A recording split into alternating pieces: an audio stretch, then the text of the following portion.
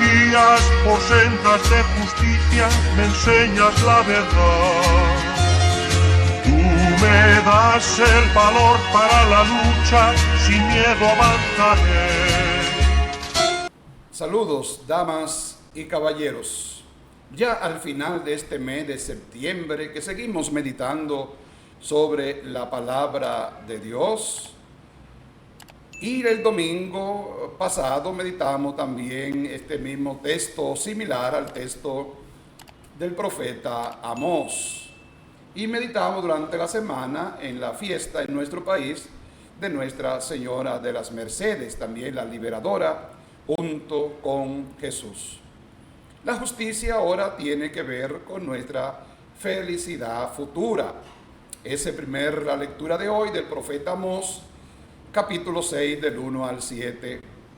Uno de los textos más fuertes y tal vez más oscuro del profeta Amós que se lee en este domingo y que nos recuerda las situaciones más escandalosas de la sociedad de consumo, ya en aquel tiempo y hoy en nuestra sociedad hedonista, consumista y muy pragmática.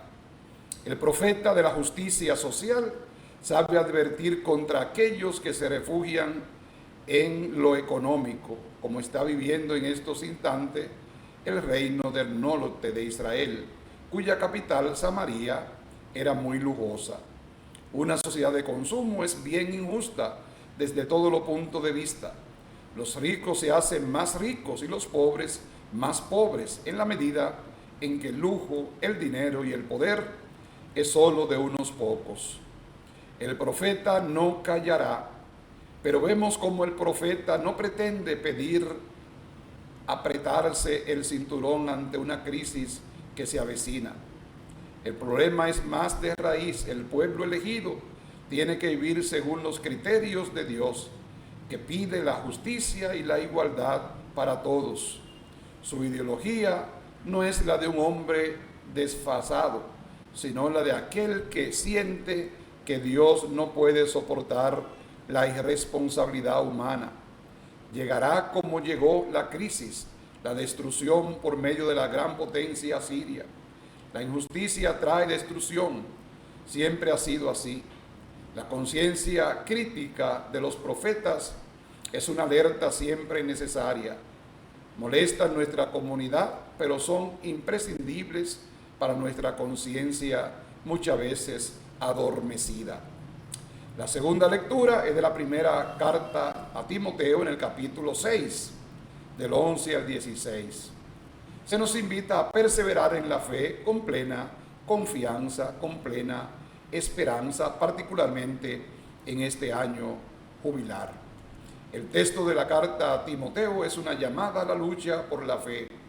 El hombre piadoso, religioso, sabe que este mundo, mantener la fe, no es fácil, porque las cosas de Dios y del Evangelio no se imponen por sí mismas.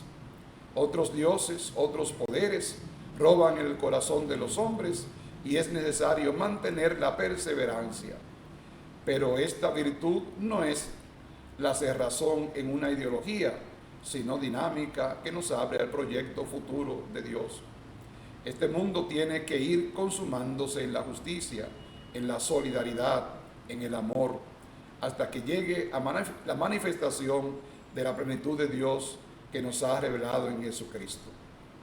Y el Evangelio, continuamos con el capítulo 16 de Lucas, ahora en el verso 19 al 31. Construyamos el cielo como Dios quiere, no el infierno.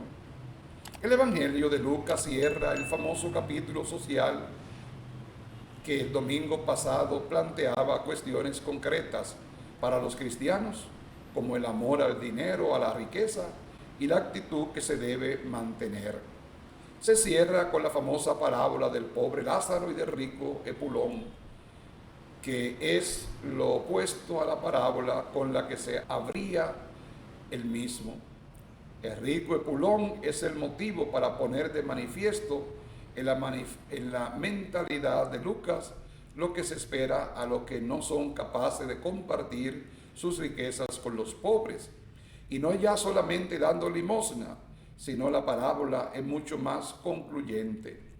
La situación de Lázaro se produce por la actitud del que se viste de púrpura y lino y celebra grandes fiestas. Esta narración parábola da mucho de sí para hablar, hoy más que nunca, de las diferencias sociales, del empobrecimiento mundial, de la deuda que muchos pueblos deben pagar y que no pueden más y no soportan, y se hablará incluso del infierno que muchos merecen. Vamos en algunos aspectos. La culpabilidad del rico siempre está en oposición a alguien que vive miserablemente y a quien él debería haber sacado de ese mal.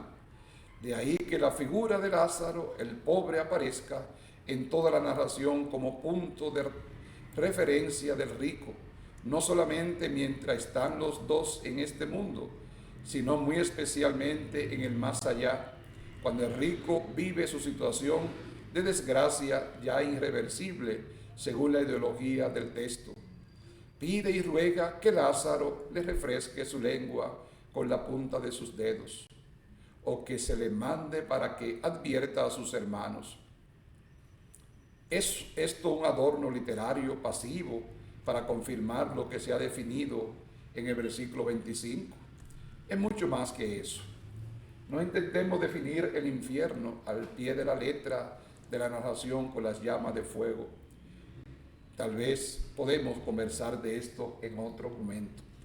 Teológicamente es difícil de entender.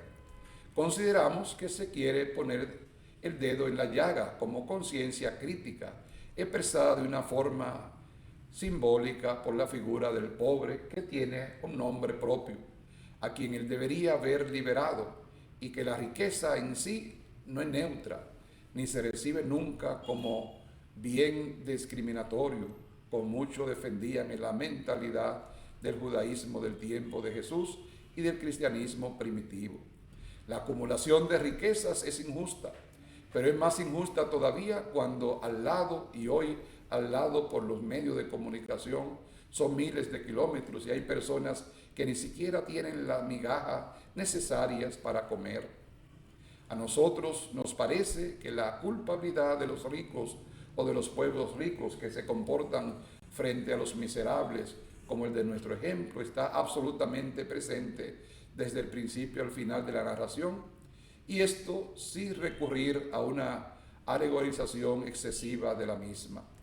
Pero no deja de ser curioso que el rico ni siquiera tiene nombre. Es un rico sin nombre. Qué curioso. En la parábola, por el contrario, quien tiene nombre propio es Lázaro. No es solo lo que sucede precisamente en nuestro mundo de relaciones sociales injustas. Los ricos salen en todos los periódicos y hablan en ellos todas las revistas y financieras y el corazón. Y además el rico sin nombre bien que sabe el nombre que tiene el pobre, Lázaro. Significa lo que signifique. Eleazar en hebreo significa Dios es mi ayuda. Todo esto da que pensar en la parábola que Jesús ha inventado, no solamente de una historia, sino de muchas historias reales. El rico es culpable frente a Lázaro, no frente a los pobres en general, que siempre pueden ser una excusa, frente a una persona con nombre propio que se ha encontrado en su vida. Eso desde luego no quita que también se pueda hablar de la esperanza de los pobres frente al Dios justo, aquí representado por Abraham, el abismo, pues entre los ricos y los pobres, según Lucas quiere poner de manifiesto, puede y debe cambiarse en el presente. El futuro se hace en el presente, y quien sabe cambiar su presente cambia también el futuro.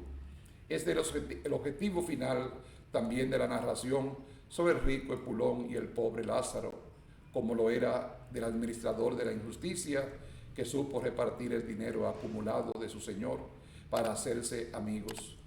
No se lo guardó para él, pero los que usan la riqueza solo para sí, se están cerrando al futuro, se están cerrando al reino de Dios. Que nosotros podamos también ser personas que no procuramos acumular, sino compartir, porque de eso se trata.